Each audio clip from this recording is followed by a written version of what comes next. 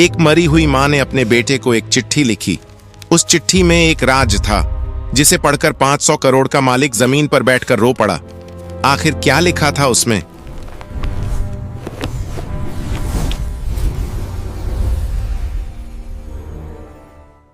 गरीब मां की चिट्ठी और करोड़पति बेटे का वो आखिरी फैसला।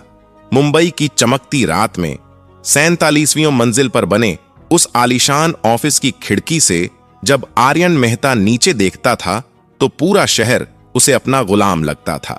शीशे की दीवारें, इटालियन मार्बल का फर्श, दीवारों पर टंगी पेंटिंगें, जिनमें से एक एक की कीमत किसी मध्यम वर्गीय परिवार के 10 साल की कमाई थी। यह सब आर्यन मेहता का साम्राज्य था। आर्यन ग्रुप ऑफ इंडस्ट्रीज देश के टॉप 10 कॉरपोरेट घरानों में शुमार, फोर्ब्स की लिस्ट में नाम, टाइम मैगजीन की कवर स्टोरी, सब कुछ था उसके पास। उस शाम भी वह अपने महंगे चमड़े की कुर्सी पर बैठकर 2 फोन एक साथ थाम रहा था। एक कान पर लंदन से कोई डील हो रही थी, दूसरे में दुबई का पार्टनर नई प्रॉपर्टी की बात कर रहा था। सेक्रेटरी सोनिया फाइलें लेकर खड़ी थी। आर्यन की उंगलियां लैपटॉप पर दौड़ रही थीं। तभी दरवाजे पर दस्तक हुई। सर, नीचे से एक पुरानी चिट्ठी आई है। डाक से नहीं, कोई बुजुर्ग छोड़ गया। सोनिया की आवाज में एक अजीब संकोच था। आर्यन ने बिना देखे हाथ आगे बढ़ाया।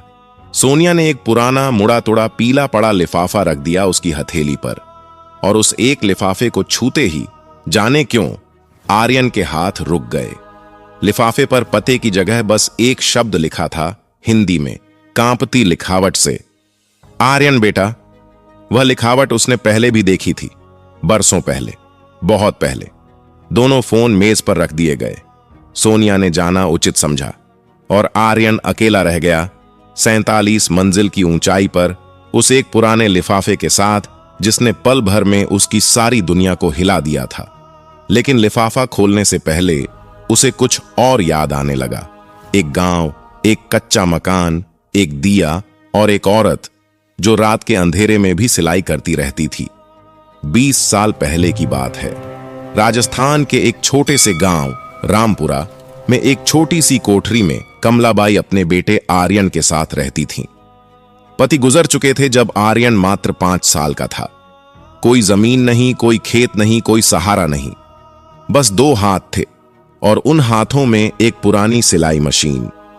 कमलाबाई पूरे गांव और आसपास के कस्बे की औरतों के कपड़े सिलती थीं। ब्लाउज, सलवार, लहंगे, जो भी काम मिलता।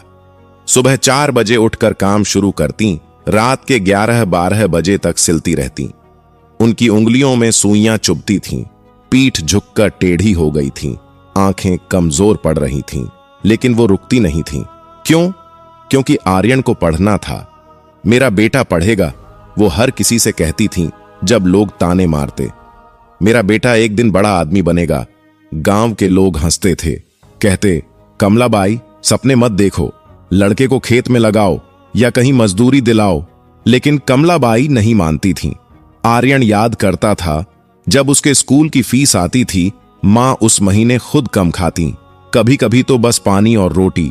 जब किताबें खरीदनी होती, मां अपनी पुरानी साड़ी बेच देती। एक बार जब आर्यन का दाखिला शहर के अच्छे स्कूल में हुआ, कमलाबाई ने अपना एकमात्र सोने का कड़ा, जो उनकी शादी की निशानी था, गिरवी रख दिया था। वह रात आर्यन को याद थी। मां के हाथ खाली थे। उनकी कलाई पर बस एक हल्के रंग की रेखा थी जहां वह कड़ा था। आर्यन ने पूछा था, मां कड़ा कहां गया? मां ने मुस्कुराकर कहा था, टूट गया बेटा, पुराना था। झूठ था, लेकिन वो झूठ इतना प्यारा था कि सच भी शर्मा जाए। वक्त बीता। आर्यन ने मेहनत की, 10वीं में टॉप किया, 12वीं में स्कॉलरशिप मिली, इंजीनियरिंग में दाखिला हुआ, पूरी फीस माफ, फिर MBA, फिर एक MNC में नौकरी, फिर खुद का बिजनेस। और जैसे जैसे आर्यन की दुनिया बड़ी होती गई, उसके और अपनी मां के बीच की दूरी भी बढ़ती गई। पहले कभी कभी फोन आता था, फिर महीनों में एक बार, फिर त्योहारों पर भी नहीं। शहर की चमक ने उसे बदल दिया था। उसके दोस्त कहते, यार तुम्हारी मां तो गांव में रहती है, इतने बड़े आदमी हो तुम। और आर्यन को शर्म आने लगी। वो शर्म जो एक बेटे को कभी नहीं आनी चाहिए, अपनी मां से। उसने मां को शहर बुलाया एक बार, लेकिन मां आई तो वह असहज हो गया। उनकी सादी साड़ी, खुरदरे हाथ, गंवई लहजा, उसे लगा उसके दोस्त क्या सोचेंगे। धीरे धीरे उसने उन्हें वापस भेज दिया। और कमलाबाई, वो मां जिसने अपनी पूरी जिंदगी इस बेटे के लिए होम कर दी, चुपचाप वापस अपने गांव लौट गई, बिना एक शिकायत किए। उस बुधवार की सुबह आर्यन एक बड़ी कॉन्फ्रेंस की तैयारी में था। तभी सोनिया दौड़ती हुई आई। उसका चेहरा उतरा हुआ था। सर, रामपुरा गांव से फोन आया है। आपकी मां। आर्यन ने ऊपर देखा। नहीं रही। एक पल के लिए सब कुछ रुक गया। बोर्डरूम की सारी आवाजें, एसी की सनसनाहट, बाहर का ट्रैफिक, सब। फिर आर्यन ने धीरे से कहा, फ्लाइट बुक करो कल सुबह की। सर, कल? आज? कल की। उसकी आवाज में कोई भावना नहीं थी। और 2 दिन में वापसी। सोनिया ने कुछ नहीं कहा। वह रात आर्यन ने सोया तो जरूर, लेकिन उसे याद नहीं था कब नींद आई। बस एक अजीब सी बेचैनी थी जिसे वो समझ नहीं पा रहा था। अगले दिन वह रामपुरा पहुंचा। गांव वहीं था, कच्ची गलियां, मिट्टी की दीवारें, बच्चों का शोर। लेकिन कुछ बदला हुआ लगा, या शायद वहीं था, बस आर्यन बदल गया था। मां का अंतिम संस्कार हो चुका था। गांव की औरतें घर में थीं, सब चुप थीं। उसे देखकर किसी ने कुछ नहीं कहा। वो चुप्पी बड़ी भारी थी। आर्यन ने औपचारिकताएं निभाईं। 2-4 लोगों से मिला, कुछ पैसे किसी को दिए, वापसी की टैक्सी बुलाई। लेकिन जाने से पहले वह एक बार उस कमरे में गया जहां मां रहती थी। वह कमरा, वह वैसा ही था जैसा बचपन में था। वही सिलाई मशीन कोने में रखी थी, वही पुराना बिस्तर, एक छोटी अलमारी, दीवार पर उनकी और आर्यन की एक पुरानी फोटो, जब वह शायद 10 साल का रहा होगा। आर्यन की नजर कोने में रखी एक पुरानी लकड़ी की संदूक पर पड़ी। वह संदूक उसे याद थी। बचपन में मां उसमें जरूरी कागज रखती थीं।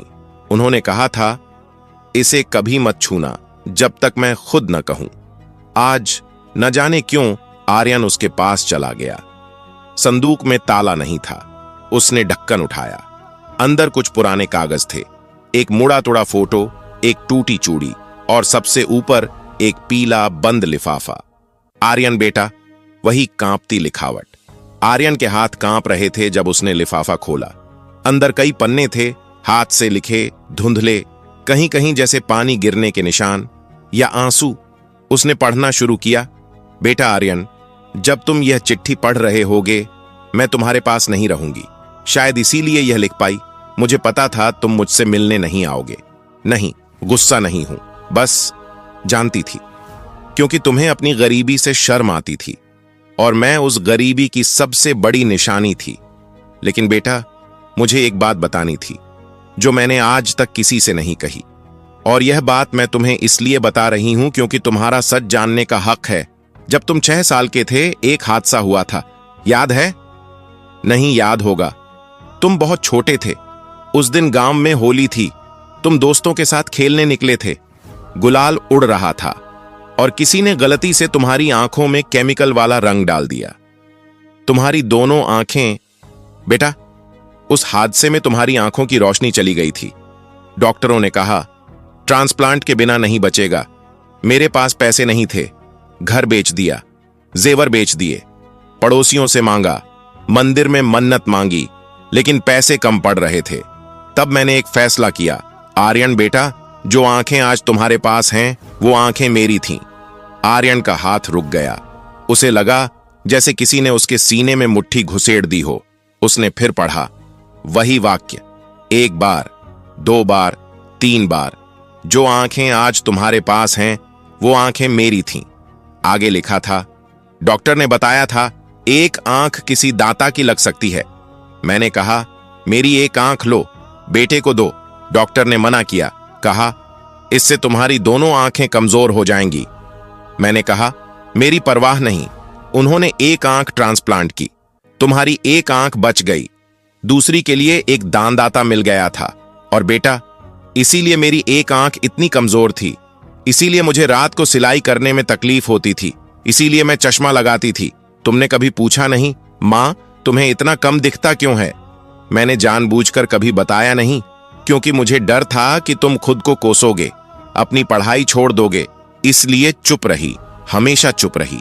बेटा, मुझे नहीं पता तुम कितने बड़े आदमी बन गए हो, लेकिन जितना भी बने हो, उन आंखों से जो देखते हो वो थोड़ा थोड़ा मेरी नजर से भी है। इस दुनिया को मेरी आंखों से भी देखना बेटा। तुम्हारी मां कमलाबाई। वह कागज आर्यन के हाथों से गिर गया। कमरे में सन्नाटा था, लेकिन उस सन्नाटे में एक आवाज थी जो सिर्फ आर्यन सुन सकता था। एक बुजुर्ग औरत की आवाज जो रात के अंधेरे में सिलाई करती थी, एक आंख से, अपने बेटे के लिए, उस बेटे के लिए जो उसे भूल गया था। आर्यन की आंखें, वो आंखें जिनमें से एक उसकी मां की थी, भर आईं, और पहली बार बरसों में करोड़पति आर्यन मेहता रोया। वह जमीन पर बैठ गया, उसी कमरे में जहां उसकी मां ने पूरी जिंदगी गुजारी थी, उसी फर्श पर जहां बचपन में वह खेला था। और वह रोता रहा, अपनी मां के लिए, अपनी गलतियों के लिए, उन सालों के लिए जो वापस नहीं आ सकते थे। उसे एहसास हुआ उसकी पूरी सफलता, उसके करोड़ों रुपये, उसका साम्राज्य, यह सब उस एक औरत के त्याग पर टिका था, जिस औरत को उसने अनपढ़ और गरीब कहकर छोड़ दिया था। 3 दिन बाद आर्यन वापस मुंबई गया, लेकिन जो आर्यन गया था और जो आर्यन वापस आया वो एक नहीं थे। उस हफ्ते उसने अपने सारे बड़े वकीलों और अकाउंटेंट्स को बुलाया। बंद कमरे में बैठक हुई, घंटों चली। जब वो बाहर निकले तो सबके चेहरे पर हैरानी थी। 1 हफ्ते बाद अखबारों में खबर छपी, Aryan Mehta donates entire fortune, sets up Kamala foundation. करोड़पति आर्यन मेहता ने अपनी संपत्ति का बड़ा हिस्सा एक ट्रस्ट को दान कर दिया था, कमला फाउंडेशन, अपनी मां के नाम पर। ट्रस्ट का काम था गरीब बच्चों को मुफ्त शिक्षा देना और उन माँओं का इलाज करना जो पैसों के अभाव में अपनी बीमारियां छुपाती हैं। विशेष रूप से आंखों की बीमारियों के लिए एक अलग विभाग बनाया गया था। मीडिया हैरान था, एनालिस्ट हैरान थे, उसके बिजनेस पार्टनर हैरान थे। एक पत्रकार ने पूछा, आर्यन जी, यह फैसला इतना अचानक क्यों?